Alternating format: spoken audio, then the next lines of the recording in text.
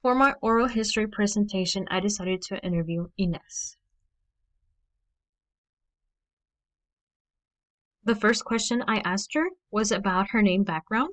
She told me that she was named after her grandmother. She stated that whenever her mother was pregnant with her, the pregnancy was very difficult. She stated that she also had a difficult birth, that during this time, the one taking care of her four older siblings was her father, but that during the time that his father had to go to work, the one taking care of the kids was her grandmother. Um, so her parents decided to name her after the grandmother, just to thank her for the fact that she had been so much help during this difficult time.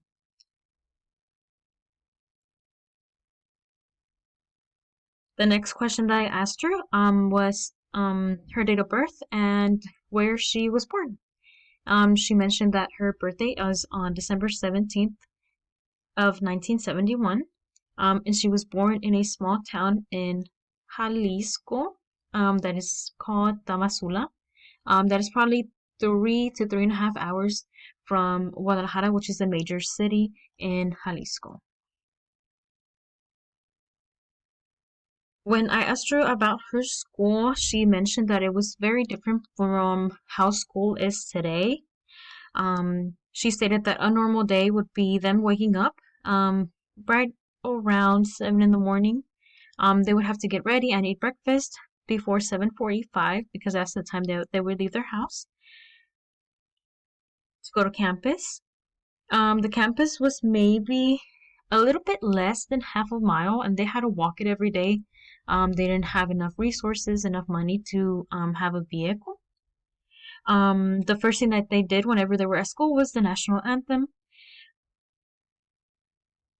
And a very important line, or a line that caught her attention from the Mexican national anthem, was De la paz el arcángel divino, que en el cielo tu eterno destino, por el dedo de Dios se escribió. Once I was able to understand the meaning of this line, she understood that her future was already written. She stated that she would pray, that there would be a change in her life. She didn't want it to be this way for the rest of her life.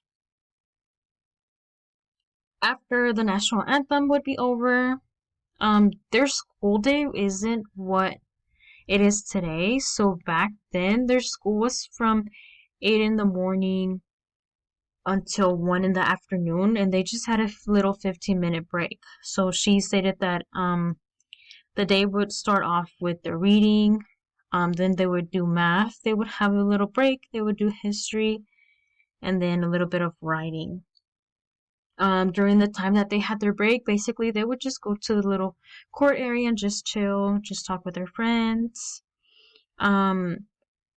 She was able to only go to school until she was 16. As soon as she finished what it would be to us 8th grade, so right before going to high school, her dad actually didn't let her return to school. He basically had a mindset that school was basically for males, and that females were to stay at home and take care of their kids and take care of the household. So that's the reason why she had to stay home, because she basically had to learn from what her mom was doing. I asked her about how she remembers that she learned how to read. And she told me that she was 4 years old, whenever she was able to fully read a small book. That her teacher gave her two methods to learn how to read that really helped her out. The first one was to have half a piece of paper with a small square cut in the middle. That basically was like a bookmark on how they went over the letters, and they had to recite the sounds, Later on, that small square turned into a rectangle. Then they had to recite the words that were coming up. She did this for half the school year. They improved with the method, and then she was able to slowly start just reading the book fluently.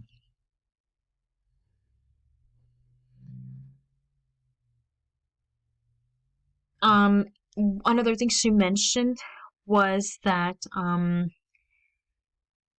this Phil Guadalajara, which is a book fair, um, this was actually something that was integrated in the city, which is 3 hours from where she lived. But the first year that they had this international book fair was actually the last year she was able to go to school. So she really enjoyed reading. They didn't have enough money to buy books to have at home. So she would basically just read the ones at school. And through the school is how she was able to attend this international book fair. When I asked her about her writing, she told me that she remembers how to write, and it was similar to what they do today for younger kids. She remembers that the teacher would have the capital letter of each letter and the small letter of each letter as well. But basically, instead of them being printed with a copier, the actual teacher wrote all the letters herself. And then they just had to recite it. She would do this in the beginning of the year. Then she mentioned that with time, the teacher really let them be independent with it. So they would just keep their old used papers, the ones they had already done, to basically just a little recap and for them to memorize it. She wasn't really able to practice this much at home because they didn't have enough money to have paper at their house. Um, so she used her resources. She told me she used what she had from that she had done, and she basically just went over them with her finger to just give her an idea not to forget about it. I asked her about a very important event that she remembers when she was younger. And she said that she was around 14 years old. When she had a project that she had to investigate over something historically that happened before, and she came across the 1932 earthquake that happened in Jalisco. She remembers that she spoke with her uncle about it, and they did remember the earthquake. Um, they stated that they were never going to forget the earthquake, that it was something very powerful and something that basically damaged this region a lot. Many houses were destroyed. They didn't have electricity for a little bit. And back then, resources were much less than the ones that she had when she was growing up. So she did mention that she could only imagine how difficult it was for them since 1932. Her life today is very different from what it was like when she was growing up. Um, Thanks to how things have evolved over time, she is now here in the US. She still uses her writing and her reading skills and what she learned in school with math and science. And she uses this information to basically take care of her household today. She makes payments. She does different arrangements for her family, doctor's appointments, and all of that. But she doesn't really have enough knowledge that can really help her expand in just different career-wise that she would like to do. Whenever she got here, she mentioned that she got pregnant about a year into her living here in the U.S. So she didn't have enough time to basically get some type of English language education. Today, she thinks it would be harder for her since she does have 4 kids, a husband, and she's a full-time stay-at-home mom. So she does find it a little bit difficult in that aspect.